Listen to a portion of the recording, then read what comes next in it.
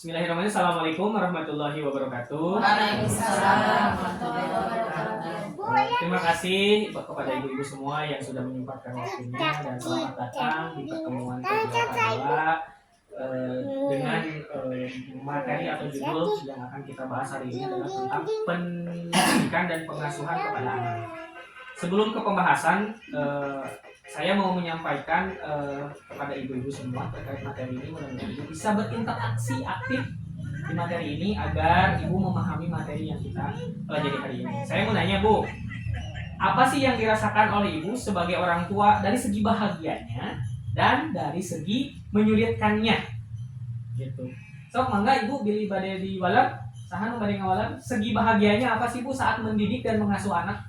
Ya, segi bahagia saat mendidik anak di saat anak lagi sehat dan juga banyak rezekinya gitu, gampang diarahkan gitu. Nah, itu orang tua sangat bahagia sekali tentang aktivitasnya anak gitu, kreatifnya, aktifnya dia bagaimana gitu ya. Orang tua sangat-sangat bahagia sekali. Oh, jadi dari segi bahagianya tumbuh kembang anak, ibu mengetahui. Jadi ya. Bahagianya yang tadinya tidak bisa menjadi bisa, yang tadinya tidak tahu menjadi tahu.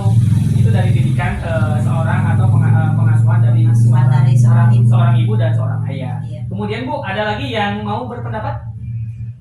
Bahagianya Bu saat mendidik anak, masa tidak ada bahagianya mendidik anak? Bahagianya sih ketika anak berprestasi. Ketika anak berprestasi. Terus ketika anak mudah diarahkan keinginan kita.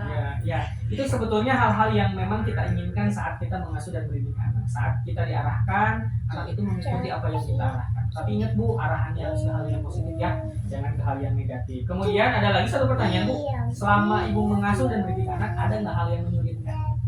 Apa sih? Ada itu ketika anak susah diarahkan. Susah diarahkan, susah diatur. Ya, susah diatur. Kemudian disuruh ke jalan yang itu susah itu susah.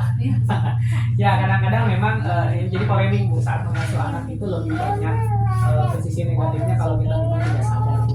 Ya, baik Ibu, terima kasih telah menyampaikan pendapatnya.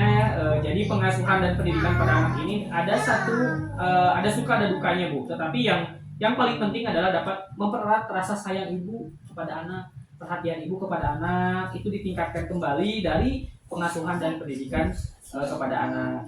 Pesan saya Ibu, tolong di rumah juga Ibu dipraktekkan bagaimana cara mendidik dan mengasuh anak dengan tema atau dengan pola Bu, agar apa yang Ibu inginkan dalam pengasuhan dan pendidikan anak ini tercapai. Dan anak akan menjadi harapan Ibu dan dapat mengangkat derajat seorang ibu dan ayahnya. Seperti itu. Baik Ibu, kemudian kita masuk ke materi, ke poin yang orang tua adalah contoh baik bagi anak. Ya, jadi orang tua adalah contoh baik bagi anak. Ada orang tua yang memang tidak jadi contoh untuk anaknya. Salah satu contohnya adalah ketika kita memiliki bukan anak kandung. Kadang-kadang orang tua yang ada yang namanya orang tua yang tiri kasih.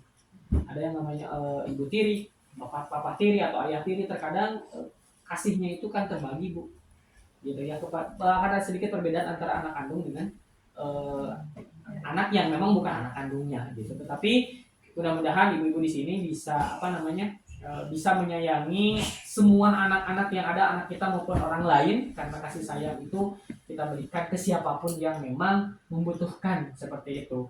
Baik Bu, ini ada permainan game, ada yang harus Ibu ikuti. Ini akan bersinkronasinya, nanti akan nyambung ke materi yang akan kita pelajari. Silakan Ibu berdiri semua, kita akan ice breaking Bu, ice breaking.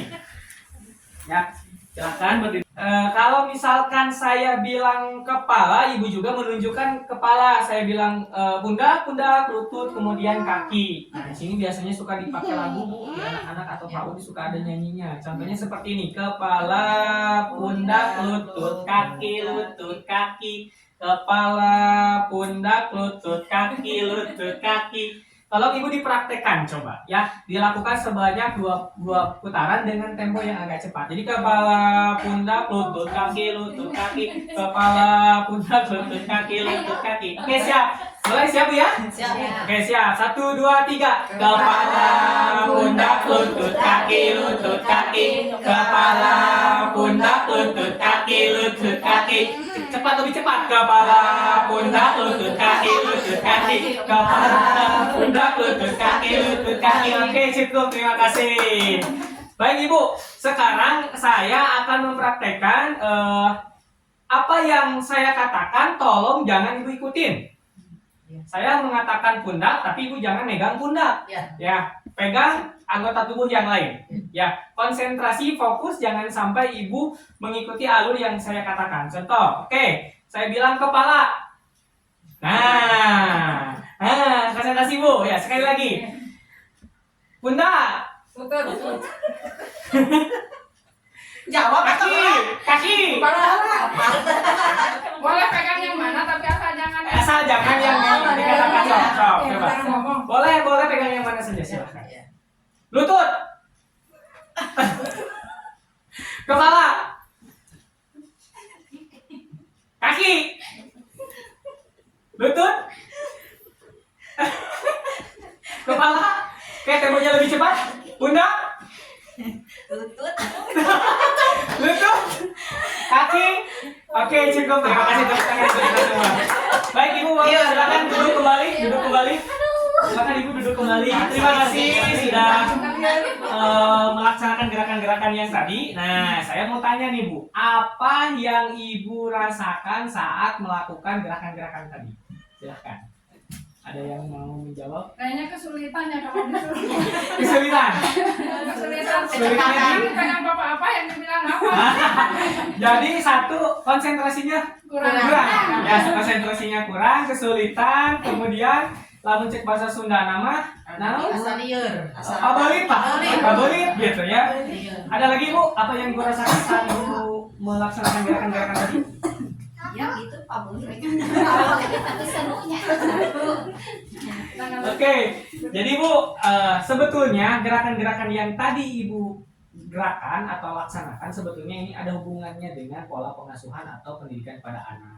Jadi Bu, kadang-kadang anak itu akan lebih menyerap atau nurut perintah kita atau apa yang kita lakukan itu kadang-kadang mereka akan mengikuti lebih nurut apa yang kita lakukan ketimbang apa yang kita ucapkan.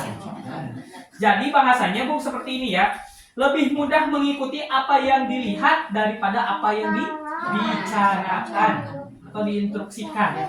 Jadi anak itu akan menerka Bu saat kita ketemu dengan orang yang lebih tua, kita salim. Anak-anak akan mencontoh nantinya ke depannya.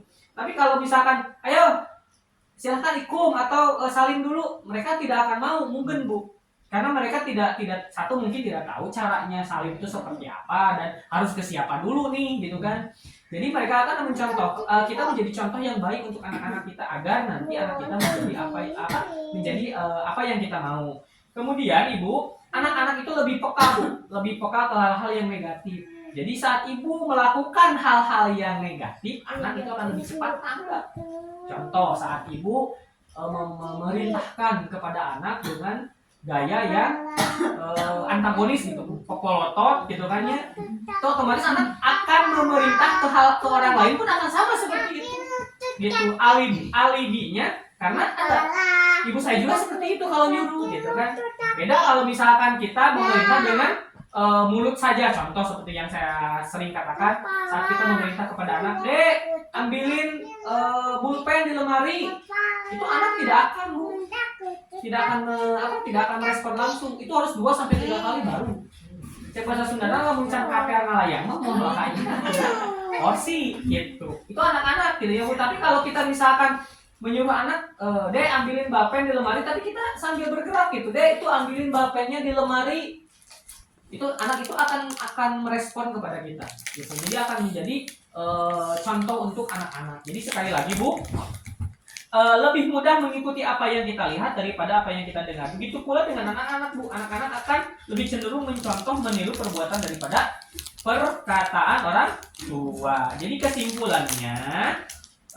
kesimpulannya adalah kita sebagai orang tua harus mengatur atau menjaga tutur kata dan menjaga tindak tanduk atau tingkah laku sebagai orang tua agar anak kita menjadi anak-anak yang soleh, anak-anak yang baik, anak-anak yang tahu bersikap ke hal-hal yang lebih positif. Baik, itu aja Ibu yang dapat saya sampaikan. Mudah-mudahan Ibu semua di rumah dapat mempraktekkan materi hari ini walaupun sebentar, tetapi mudah-mudahan ada ilmu yang bermanfaat yang bisa Ibu ambil, dan mudah-mudahan anak-anak Ibu menjadi anak-anak yang penurut, anak-anak yang soleh, dan anak-anak yang soleh-soleha.